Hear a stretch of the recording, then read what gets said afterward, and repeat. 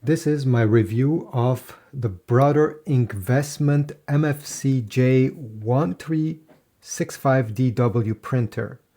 So I have been using this printer for a few days now, and I want to share with you the positive side that I have found out and also the things that I wish were improved, the negative side. So let's start with the good stuff. So the first thing is that I didn't had any issue pairing this printer with my phone and computer, Mac or PC. Everything is done quickly, and although it doesn't have a touch screen, okay, this could be a negative side, is that very tiny screen. It's in color and it's quite easy to use. Connecting the printer to a device takes usually less than 5 minutes, and the connection has been reliable, and this is the most important thing. Then another thing that I really appreciate about this printer is the fact that it has those ink cartridges. They call these INKvestment.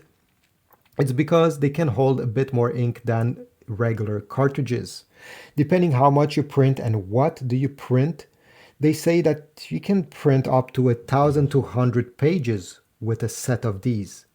Now, obviously, if you're going to print full-size artwork or pictures, you will never be able to reach those numbers. These numbers is mostly if you're going to print some text files with some graphics from time to time. So depending on your needs, this printer could be very efficient if you're printing this kind of thing, or maybe an ink tank based printer is better for you. Those will tend to have a lower cost per page comparing to this one. I would say it's a middle ground. The printer stands in between printers that are using the regular cartridges and the ink tank printer. If you're not ready to do the jump to the ink tank, this is a great option.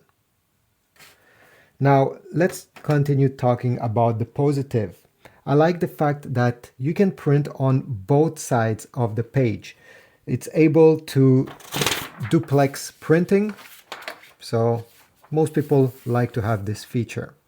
It also has two different scanners, a scanner glass typical found in many other printers, and also an automatic document feeder that can take up to 20 sheets of paper. This is great. It's not able to scan on both sides of the page, unfortunately, but at the price point that this printer is currently sitting, I cannot complain. It's great that it has this option. And it doesn't take much space, as you see. It's still a very compact scanner. Another strong point, in my opinion, is the fact that it has great image quality. As I showed you over here, I have printed this artwork, and it's able to print borderless, which I always suggest doing because it looks so much better and it takes more all the space available on your paper. So the printing resolution is 1,200 by 6,000 dpi, which is amazing. Let me zoom in slightly. It will still not do justice to what I see with my eye, but as you see, the colors, the details, everything is sharp. And if you intend to buy this printer to print pictures, definitely that's a good option. I also printed on glossy photo paper at 4x6, and it did a great job as well. The colors are fine, maybe a bit slightly desaturated. I don't know if it's just me, but could have been a bit more saturation, but overall sharpness is there and I'm happy with the result. If you're printing mostly text with some small color graphics, I mean, this is an easy job even for $50 printer. So as you see, it did a pretty good job. I mean, it's sharp, nothing to say apart that I liked the print quality. Now, if you're buying this printer to scan stuff regularly, it will also do a great job, okay? Nothing wrong with it. The only limitation is that when you're scanning using a smartphone, you will not have access to the full resolution of these scanners. It will only scan at a maximum of 300 dpi, which may not be enough if you're scanning artwork or pictures. To have access to the full scanner resolution, you have to use a PC or Mac computer. It's a bit of a letdown since most people these days will only use a phone to print and scan, but yeah, that's something I need to mention. If you want to connect this printer to your device, you can use Wi-Fi as I just said, but it also has a USB connection port on the side. It doesn't come with the cable included in the box, but you can purchase one separately and you'll be able to connect the printer directly to your computer in case you don't want to rely on the Wi-Fi. The printer also has over here the paper input tray hidden under it. I like this, and it's able to hold 150 sheets of paper, which is good.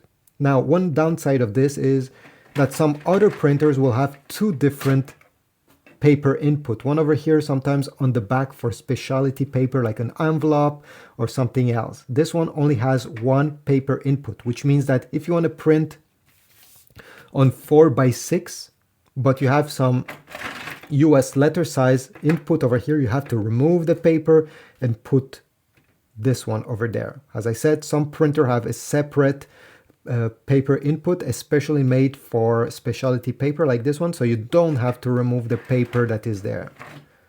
But overall, it's not a big deal. It just, if you're going to print often on different kinds of paper, it's better to have a printer that has two paper inputs. Although printing speed is quite quick, so it's printing at 16 pages per minute in black and white and 9 pages per minute in color, which it's not amazing, but it's quick, okay, for this category of printer. If you intend to use the printer to make copies, in that case, it's slower than the competition.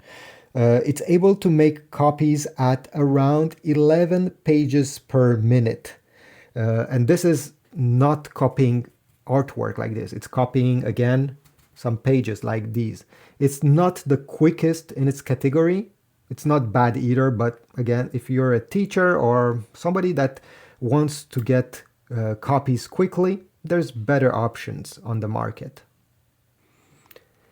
And although I already talked about it, I wish this was a touchscreen instead of the setup we have here. This looks like something from the 90s. They didn't change the layout. It works, all right? I cannot complain, but the display, as you see, it's very tiny. I can hide it with 2 thumbs. I would be able to hide it. So if you have some visual impairment, maybe it's better to get a model with a big touchscreen display that is easier to use. In my case, I was able to do what I want quickly. Again, it's not an issue, but for some people, they may not like this. Overall, do I recommend the printer? In my opinion, it depends. If you're going to print pictures, let's say between 20 to 40 pictures like this one or like that one per month, yes, it's a great deal. It's not as efficient as an ink tank printer, but those cost a lot more than this one.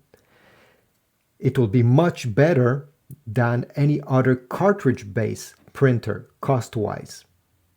It's also great to have in a home since it has all the basic features that most people are looking for. It prints on both sides of the page, it has 2 different scanners, and it connects using Wi-Fi to all the devices you have at home.